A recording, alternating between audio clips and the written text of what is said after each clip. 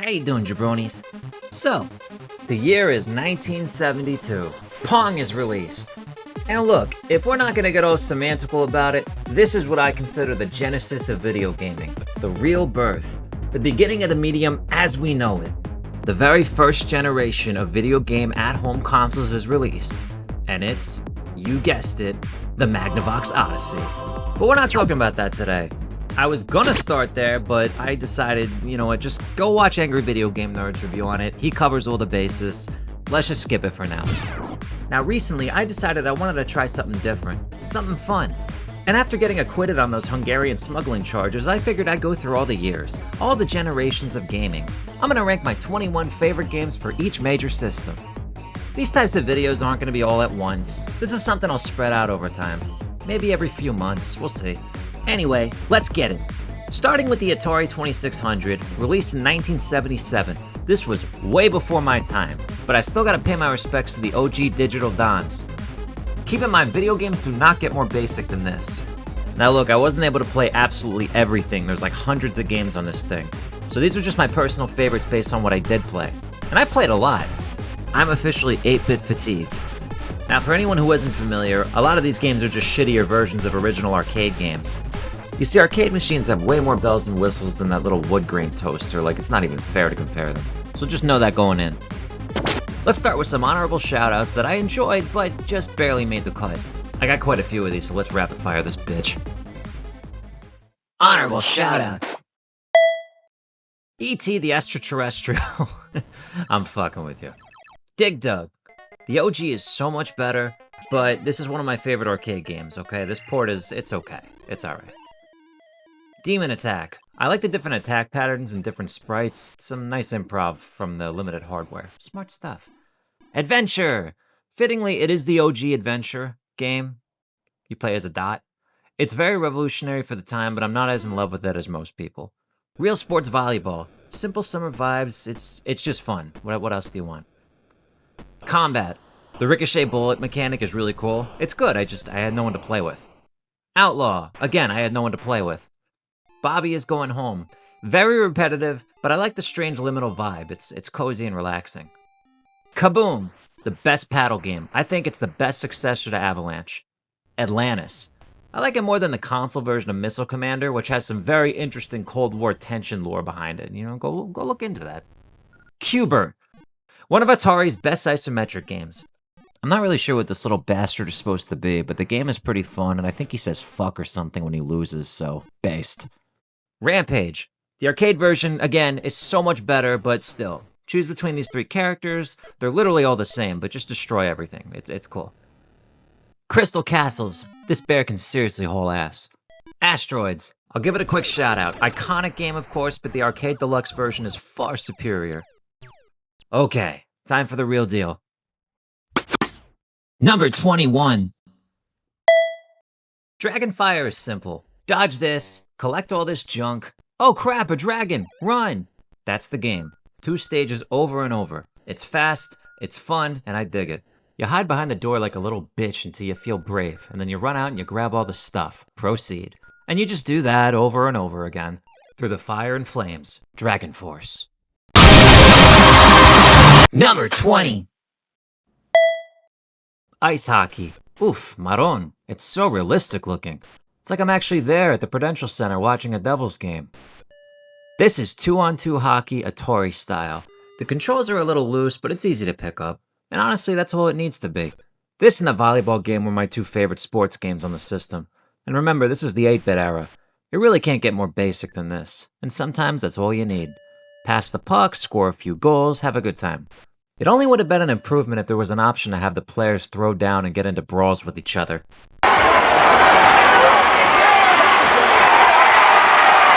Number 19. Crackpots. Ew, bugs. Gross. Yuck. The goal here is to drop pots on these nasty little crawlers before they take over your home. You're Potsy the Gardener, a Brooklyn resident. Yeah, these Atari games have lore. Read those manuals. Read it! You move Potsy left and right and drop the flower pots to squish the bugs before they reach the windows and ruin your life. These bugs are hungry. They don't give a fuck that you just finished paying off the mortgage. They'll eat everything you own and love. They're gonna eat the whole damn building if you let them, so don't be a slacker. Each color of insect moves in different patterns, and each stage gets increasingly faster and crazier. Just keep going until your whole building comes crashing down. It's inevitable anyway. There's no stopping it. It's a mathematical certainty. Number 18. Cosmic Ark. This game's got some neat little continuity going on. Cosmic Ark is actually a sequel to that Atlantis game I mentioned earlier. You fly around in the spaceship from the end of Atlantis, zipping around the galaxy trying to scoop up as many poor lost schmucks as you can. It's another two-stage back and forth kind of deal. 1 minute you're dodging asteroids, and the next you're hopping from planet to planet, beaming up survivors while dodging space lasers. The first stage has a nice rhythm, blasting space rocks, getting in the groove, then it flips and you're frantically trying to rescue stranded people before your ship gets wiped out. The back and forth gives it a solid flow, and honestly I just kinda dig the look of this game. Apparently the developers made it just to show off the moving starry background, but I like it. Very cliche sci-fi stuff, lasers, asteroids, all that, but it's cool. This is what was poppin' in that era. Number 17. Gyrus. While we're still in outer space, I'm telling you, it was all the rage back then. Based on the Konami arcade tube shooter, this is basically the earliest version of that Sonic tunnel run thing that I can think of. The Parker brothers made a lot of solid Atari games in the early 80s, and they handled the 2600 port of Gyarados. The soundtrack goes hard. It really brings me back. It sounds frantic as hell, like the game's trying to stress you out, but it's actually way easier than it looks. Once you lock in, it's pretty smooth. It's been described as Galaga from a tube shooter perspective, which is a good comparison. You're just rotating around the screen, picking off enemies as they fly straight at you, and before you know it, you're in that zone where time just disappears. The music is some of the best you'll hear on the system, and it turns the whole thing into this hypnotic, satisfying experience. Number 16. Star Wars: The Empire Strikes Back. This is another one of them Parker Brothers games, and it's probably one of their best. You see, back when Star Wars was still worth getting excited over, with the success of the series and the movies and how popular they were, of course we got tons of video games too. In this game, you pilot a little X-Wing and you just fly around blasting all those AT&T Walker things on the snow planet. And that's pretty much the whole deal. Just dodge all their lasers, try not to crash, and just keep moving. The ship in the game handles a lot like in the game Asteroids, with that constant momentum where you're always drifting and correcting yourself. This game's got simple controls, clean design, and just that classic arcade fun so you can live out your fighter pilot fantasies at home. Number 15. Keystone Capers. So this is Keystone Capers, a charming little cop and robber game. You're Officer Kelly, right? And you gotta chase down Harry Hooligan through the department store before he can make his escape off of the rooftop. You're jumping on escalators, taking slow as shit elevators, dodging shopping carts, beach balls, meanwhile the clock's ticking, and this guy's about to flee. It gets a little stressful. I mean, what kind of crazy ass shopping mall is this? Someone let loose all the shopping carts, there's beach balls flying at your face, there's fucking airplanes in here, what is this baloney? Seriously, why can't you just shoot him? Where's my gun? Or, I don't know, just kneecap him or something. Anyway, you can track the little bastard on the minimap as he tries his best to evade you. And once you finally capture Harry, doesn't matter. What? You thought this was over? You thought you were getting a nice little medal, retirement, and pension? You're funny. You're a mall cop. You're stuck in limbo, bitch. You and Harry are stuck in this endless nightmare, destined to be trapped in this little dance for all of eternity. Number 14. Kangaroo. Once again, a nerfed version of an arcade game. Should I even bother mentioning this at this point? It's a fun, medium difficulty challenge. Definitely borrows a ton from Donkey Kong. And no, Donkey Kong is not on this list. Why? Well, the arcade version is superior. You play as a mother kangaroo, and she's ready to throw down. Endless waves of monkeys try to stop you from reaching the little baby kangarooski Joey at the top, and you gotta just box him out of the way. They also throw their shit at you, which you gotta dodge by jumping or ducking. You can leap diagonally at varying distances, super innovative for the time, by the way. And don't forget the apples that fall down and can knock you on your ass. There's at least 4 stages to hop through, each one trickier than the last. The game makes you feel like a protective mama who's got no time to monkey around.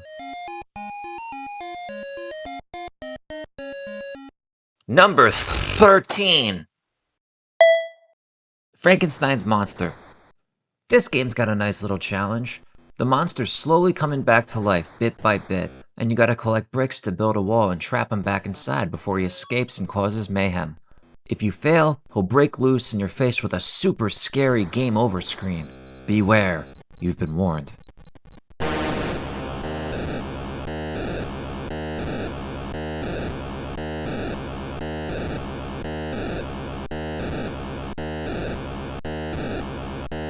Wow, I just shit my trousers. This game was developed by Data Age, the same ones who made the Journey Escape game, which I tried out and didn't care for, because that game made no sense and was totally stupid. But this game is pretty simple. The platforms switch up each stage, the spiders try to block your path, and if you time it right, you can take shortcuts below the castle to reach the bricks faster. Don't fuck it up. Number 12. Space Invaders and Galaxian. I'm gonna bend the rules here a little bit. Do you care? Does it matter? Who's counting? There, good. You know what? Call it my 22 favorite Atari games now. Fuck it. So the iconic Space Invaders is gonna share the spotlight here with Galaxian. Did you know that there wasn't a Galaga port for the Atari 2600? I didn't know that shit until a few days ago. Now, originally, I only had Space Invaders in this spot, but truthfully, I think Galaxian is a slightly more fun game. It's a clear improvement overall. The difference with Galaxian is that there's no place to take cover, and the aliens don't slowly inch their way towards you.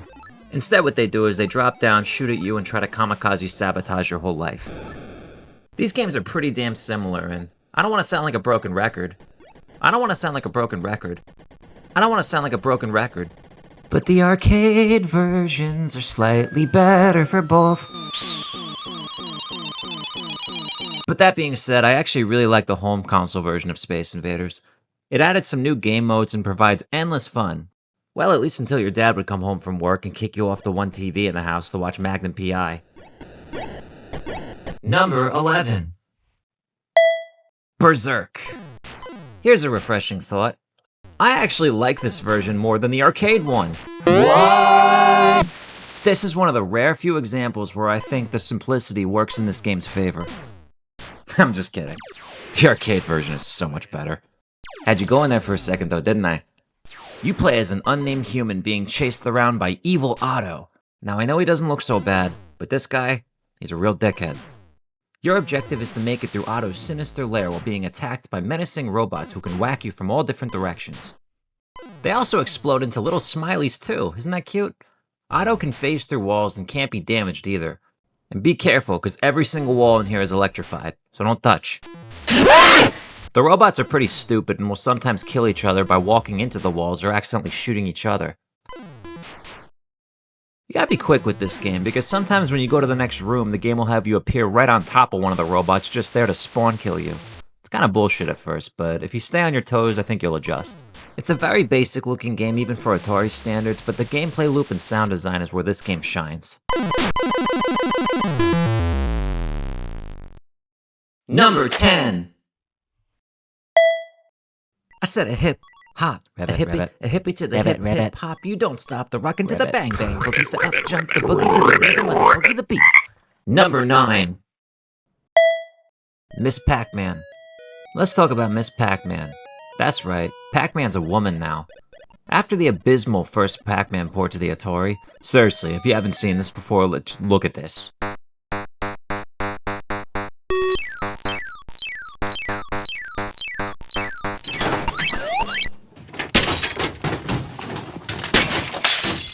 Needless to say, it pissed the hell of a lot of people off.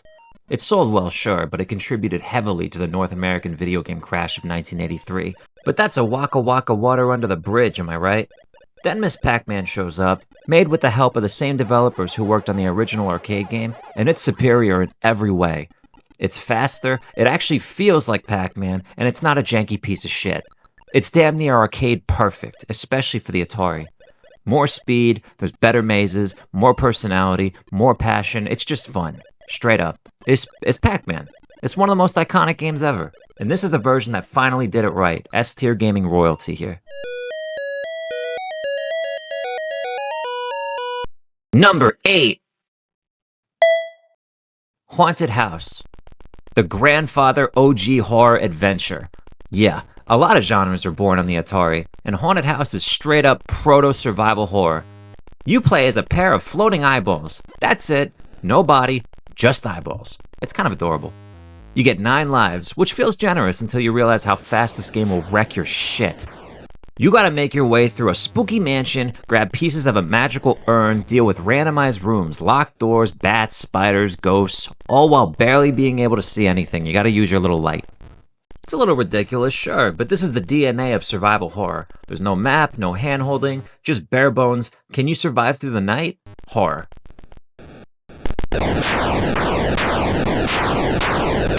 Number 7. River Raid. Oh yeah, everybody loves this one. River Raid is an Atari classic. What you see is what you get, and what you get is a freaking awesome game. This was made by Activision when they were on fire, dropping banger after banger. You're flying down this endless river, you're managing your speed, dodging terrains, blasting enemies, and constantly watching your fuel like your life depends on it. And that's because it does. You can slow down, speed up, refuel, accidentally screw yourself by shooting one of the fuel tanks and messing up your run. You crash, restart, tell yourself, alright, for real this time. And you go back to chasing that next high score. This is some top tier stuff. No gimmicks, no nonsense. Just pure arcade design done to perfection. It's one of my favorites, and it's objectively one of the best games on the Atari 2600. Number 6. Montezuma's Revenge. Named after the phenomenon that occurs when you go to Mexico and drink the tap water, this game is tough as hell, but it's also awesome. This is one of the most ambitious adventure games on the Atari 2600, and it does not mess around. I played the Raiders of the Lost Ark game, and it just did not click with me. I'm being too nice, that game fucking sucks. This is what that game wishes it could be. A pulpy 8-bit adventure. You play as Panama Joe, exploring a big Aztec pyramid, dodging traps, grabbing keys, climbing ladders, avoiding skull enemies, snakes, spiders, all that good stuff. The whole place is actively trying to murder you, and it will. A lot. You're gonna die a lot. Unlimited lives are basically mandatory here. The game's brutal but rewarding. It's an exciting little adventure. Every mistake you make, you're punished for. Montezuma's Revenge is one of the most intricate and technically impressive games on the system. And apparently the creator dropped a director's cut last year that added some new features and altered some stages. So now you can actually fight off against King Montezuma as a final boss. This game is still relevant 40 years on. That's pretty sweet. Number 5. Hero. Gyro. Oh, this game was made here in New Jersey by John Van Risler. This game is the closest thing I'll ever get to cave diving. Hero, or Hungry Elephants Riding Ovens, is a game where you're a tiny dude with a jetpack and a laser helmet. You gotta go deep into these dangerous caves to save the trapped miners inside. There are varying difficulty settings here. You play as Rodney Hero. Yes, that's actually his name. And my dude is packing some serious heat. You've got 6 sticks of dynamite to blast through walls, blow up enemies, or you can just fry them with your laser beam. You can hover around trying to avoid the spiders and bats and shit while you make your way down the mine shaft. The levels get more crazy, lights can go out, lava can kill you. This is an active volcano, mind you. Seriously, whose fucking idea was it to dig up here anyway? What are you, fucking stupid or something? Whatever, just try not to blow yourself up. It's a good game. It's cool. Number 4. Frostbite. You know, that thing that I really hated in Lost Planet 1, it actually works really, really well here. You're running out of time and you gotta build yourself a cozy little igloo before you freeze to death. You got these birds that won't stop knocking you off the ice and into the freezing water, which will insta-kill you. Screw you, geese, this is why nobody likes you. Once you've jumped to enough platforms and collected enough ice blocks, you gotta take shelter and congrats, do it again. Naturally, each stage gets more intense. Ice platforms start switching up on you. The speed changes, and there's even a freaking polar bear shows up to ruin your day. It's hectic as hell, but damn, it's addictive. This game just hits, man. I really enjoy this game. It's one of the games I kept going back to and trying to get good at. It's a nice little game. Fuck off.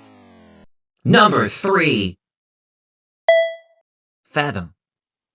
This one's a little different. Fathom is hard to describe. Hard to truly fathom. That's part of why it works, though. It's not gonna blow your mind, but there's something about it that really resonates with me. This game is special. It's one of the most unique games on the system that I've seen. First of all, this might be one of the first games ever to have the player seamlessly switch between dual protagonists. On the surface, you're a seagull flying high into the clouds, and below you switch to the dolphin scouting the waters below and swimming through the depth dark... Blah. Fuck! Your goal is simple. Collect all the pieces of a trident. Once you got them, you descend even deeper to free a trapped mermaid. Every single one of these games I've talked about so far has an objective as the focus, but for some reason this one, while, there is an objective, it just feels less about that and more about the feeling that the game gives you. The vibe.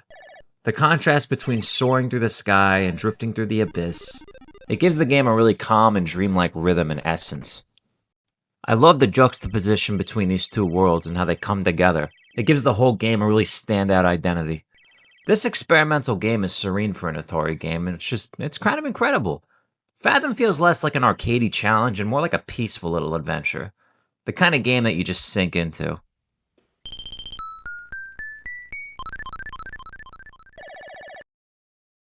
Number 2. Pitfall. Before there was Nathan Drake or Lara Croft, before there was Jak and Daxter, before there was Crash and Spyro, before there was freaking Mario, my guy, there was the one guy, the so-called guy from Spy Kids. He doesn't have shit on this guy. The most OG adventure character in gaming. His name is Pitfall Harry. Some things are popular for a reason, and I gotta hand it to Pitfall. It's one of the most iconic Atari games and is widely considered the origin of the platforming genre. Timing your jumps over crocodiles, dodging pits so you don't fall in a pit, hence Pitfall. Swinging on vines like Tarzan, this is where it all started. And honestly, I think it still holds up. Look, I'm not making a list of the objectively best games here. I genuinely enjoyed this ever since I first learned about it on that G4 100 Best Games of All Time special. Yeah, I go way back. I've been in the game a long time. I gotta respect this game for its role in spawning one of my favorite genres. But it's this high on the list because I still love going back to it every now and then. I think I made it up to around 70,000 points without cheating once. Yeah, I know, this game gets repetitive as hell. But somehow it always draws me back. And a quick shout out to the sequel, Pitfall 2 Lost Caverns. It's good, it's more expansive, and it was one of the first games to include a checkpoint system. But still, the original Pitfall is S tier in gaming significance. And despite its simplicity, if you're super into gaming and want to experience a piece of gaming history, go show your respect to Pitfall Harry and see how far you can get in 20 minutes and 3 lives. Number 1. Custer's Revenge. Wait, that's not right. Yar's Revenge. Sorry, little typo. This game might not seem all that deep at first, but don't let that fool you. This is one of the most original and unique games on the Atari 2600. Yars was developed by Howard Scott Warshaw, who's from Jersey, who interestingly enough later went on to make the E.T. game for Atari, which, almost killed the industry, but come on, whom amongst us is without sin? Yar's Revenge is a very beloved game. It even got a modern remaster where you can flip the visuals on the fly, like the Halo Master Chief Collection. That's pretty cool. But the real reason it's my number 1, this is pure Atari. When I think of the Atari 2600, this is the game that pops into my head. My dude Howard did not have to go this hard, but he did. This game came packaged with a comic book, full backstory, lore, the whole deal. For an Atari game in the early 80s, nobody asked for that shit, but I respect it and I love it. You play as Yar, this mutant alien housefly thing.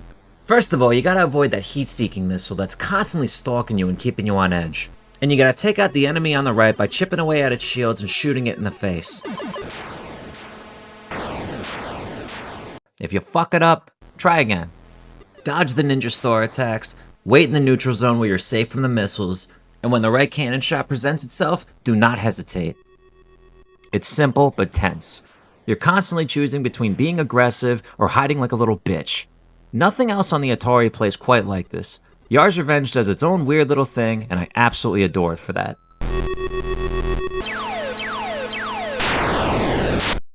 This was my first attempt at turning a 21 and done list into a video.